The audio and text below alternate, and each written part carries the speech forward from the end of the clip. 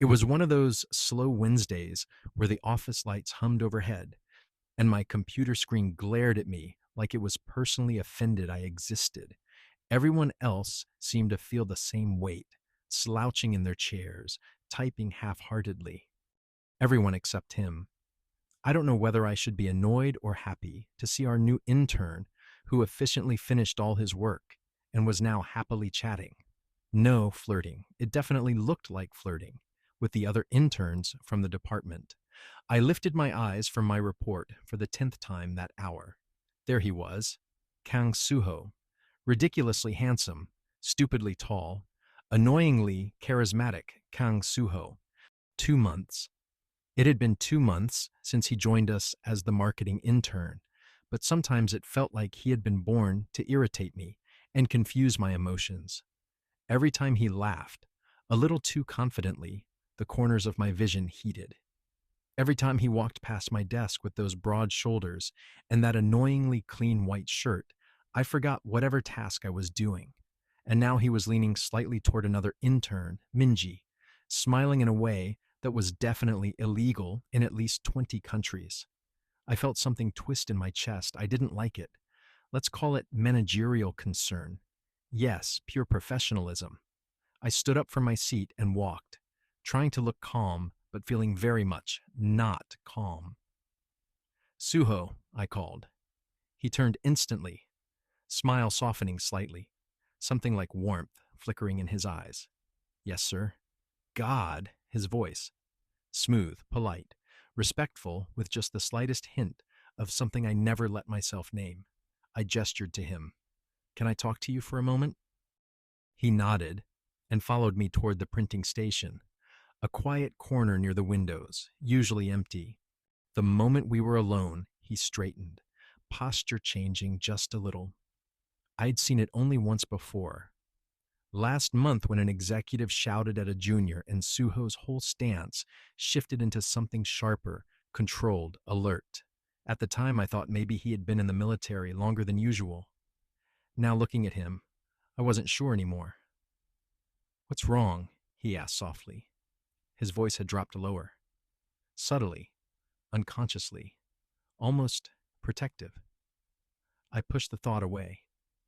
You finished all your tasks? Yes. And now you're free to flirt with the interns? His eyebrows rose slightly. Flirt? You know what you were doing. He looked at me for a long moment, eyes deep, unreadable. Then a small smile curved his lips. Are you jealous? My face heated instantly. I'm your supervisor. That wasn't an answer. Suho. He chuckled under his breath. Then his expression softened. I'm not flirting. I was asking Minji about the data she collected. She looked stressed. Oh. And even if I were flirting, he added lightly, I don't think it'd be with her. My stomach flipped. I hated that he had this effect on me. I hated even more that I liked it. Before I could say anything, the department head called out my name. I sighed, preparing to leave. But as I turned away, I saw it.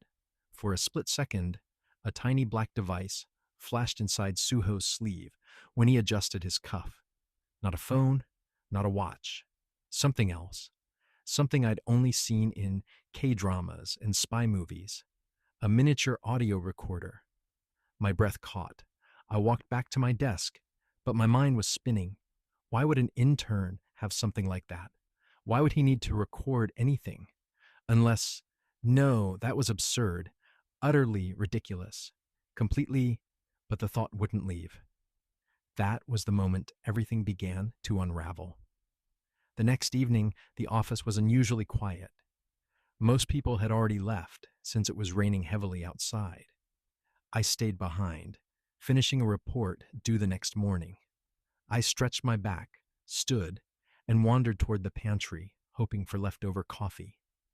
The lights were off, but I heard a faint sound, papers rustling, something being tucked away hurriedly. I froze. Then I recognized the silhouette. Suho. He stood near the cabinets, sliding something into his backpack. His movements were too precise, too deliberate. That familiar chill crawled up my spine. Suho, I said cautiously. He turned sharply, too sharply, eyes widening. Sumin si? You're still here? I could ask you the same. He hesitated. I saw it, the moment his carefully built lie almost slipped. What are you doing? I asked softly. He stepped closer.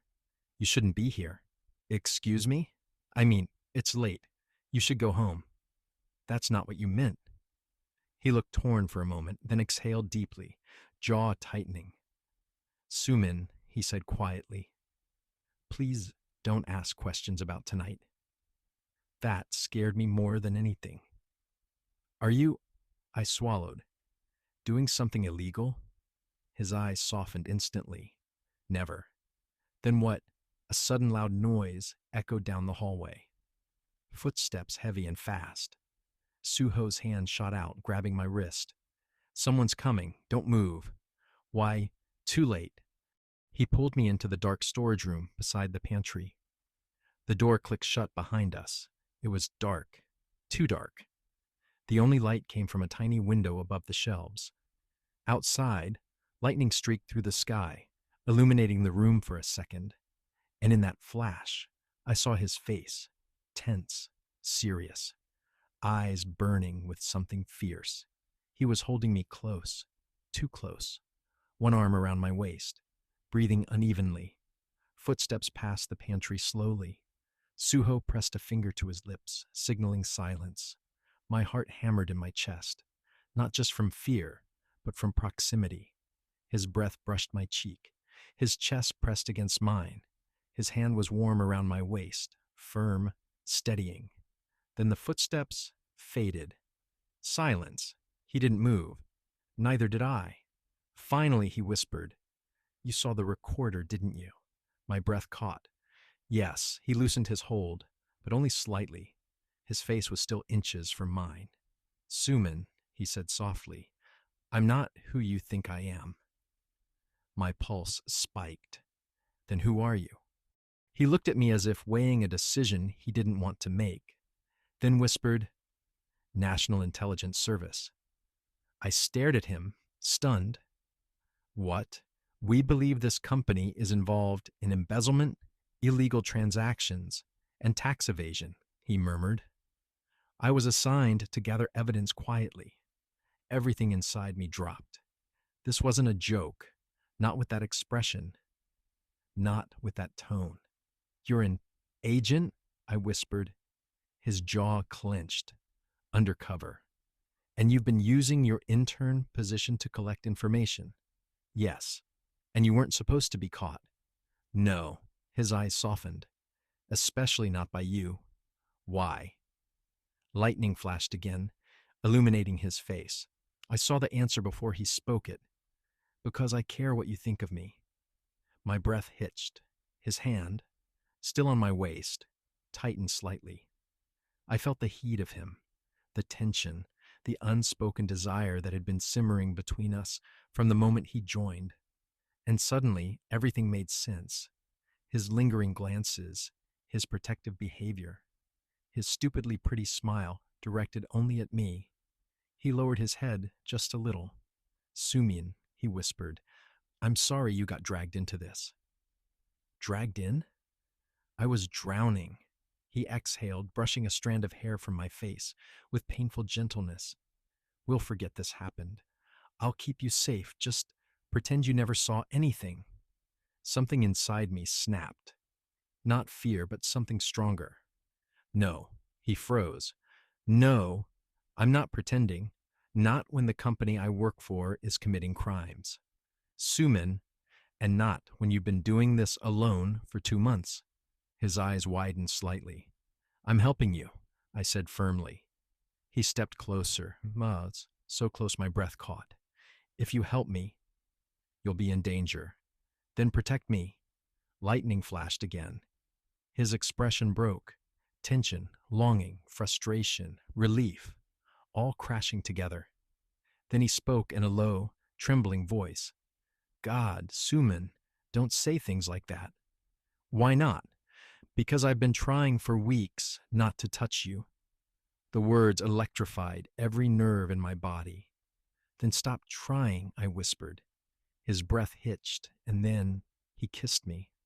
Soft at first, testing, unsure, but when I clenched my fingers in his shirt, pulling him closer, the kiss deepened instantly. His hand rose to cradle my jaw, while the other gripped my waist, pressing me against the shelves. Heat flooded through me. His lips moved against mine, with a hunger he had clearly held back for weeks. My back arched as he kissed me harder, deeper, his breath mixing with mine. The tension, the secrecy, the months of stolen glances, everything exploded between us. We only pulled apart when we ran out of breath. He rested his forehead against mine. This is a bad idea. I don't care. His lips brushed mine again. Me neither. After that first kiss in the storage room, the world didn't simply return to normal. Something shifted. Every glance became heavier. Every brush of his hand lingered too long. Every time he passed behind my chair, my entire body went tense, aware of him in a way I'd never been aware of anyone. And Suho, he wasn't subtle anymore. He didn't flirt openly, of course. He was still undercover, still careful, but there was a new gravity in how he looked at me. A quiet, fierce protectiveness. A restrained longing that simmered behind every polite Sumin-si, like an electric current only I could feel. And every night when most employees left, we stayed behind to gather what he needed. He'd sit close beside me at my desk, our shoulders barely touching, our breaths brushing each other's skin as we reviewed internal financial logs. Sometimes he'd lean over to point at something on my monitor, his chest brushing the back of my shoulder. Every time it happened, my pulse spiked. Every time he whispered, "Sorry," even though the light in his eyes told me he wasn't sorry at all. We synced so naturally it surprised even him. "Sumin," he murmured one night, as we sifted through a stack of confidential printouts I had quietly pulled. "You're better at this than half the agents I trained with." I rolled my eyes. "Don't flatter me because you want something." "Me? Want something?" He leaned closer, voice dipping low. What could I possibly want? I felt his breath on my ear. Heat shot through me. "Suho," I warned. He smiled, not backing up. "You asked." I nudged him away, lightly, too lightly. He noticed. Of course he noticed. It was the third week of our secret partnership, when everything almost fell apart. We were in the small meeting room on the 12th floor, surrounded by stacks of monthly tax filings Suho needed photographs of. I stood by the whiteboard, pinning together the last batch when Suho came up behind me, voice low. "Sumin, look at this." He showed me a page. Massive unreported revenue. My heart dropped. "This is worse than we thought." He nodded grimly. "This is the evidence I've been searching for." I reached for the document at the same time. He moved his hand, our fingers brushing. That's all it took. The air tightened. He looked at me. Really looked. Eyes dark, warm, hungry in a way I fell to my knees. The kind of gaze that made it impossible to breathe. I opened my mouth to say something, but the door handle turned. We both froze. Suho reacted instantly. He grabbed my wrist, tugged me toward him, and we stumbled into the tiny supply alcove inside the meeting room, barely large enough for two people. He closed the sliding panel silently. Footsteps entered the room. Then, "Is someone here?" It was Manager O, of all people. I stiffened. Suho's arms circled my waist, pulling me flush against him. His chest pressed against mine. His breath hit the crown of my head. My heart pounded loud enough I was sure Manager O would hear. "Don't move," Suho whispered against my hair. His breath skimmed my ear. My entire body lit up. Through the door gap, we saw shadows move. Papers rustled. A chair slid. Suho's fingers tightened at my waist, keeping me still. Then, Manager O stopped right outside the alcove. I held my breath. Suho did too. Silence stretched. Finally, footsteps faded. The door closed, but Suho didn't move. He just looked down at me, face only inches away, expression filled with a complicated mix of relief and desire he was no longer able to hide. Sumin, he whispered, voice rough, you can't look at me like that. Like what? I whispered back. Like you want me to lose control. My breath tangled. I didn't. Yes, you did. Then he kissed me again. This time it wasn't hesitant. It was urgent, hot, breathless. He pushed me gently against the wall, his mouth claiming mine with a hunger that made my head spin. His hands slid up my back, pulling me closer, deepening the kiss until I had no choice but to cling to his shirt, dizzy from how intensely he kissed me. Every exhale was heat. Every touch sent sparks racing across my skin. Every second felt like something neither of us had been allowed to want, but now couldn't resist. When he finally pulled back, breath shaking, his forehead fell against mine. This is getting dangerous, he murmured. For the case, I whispered. For me,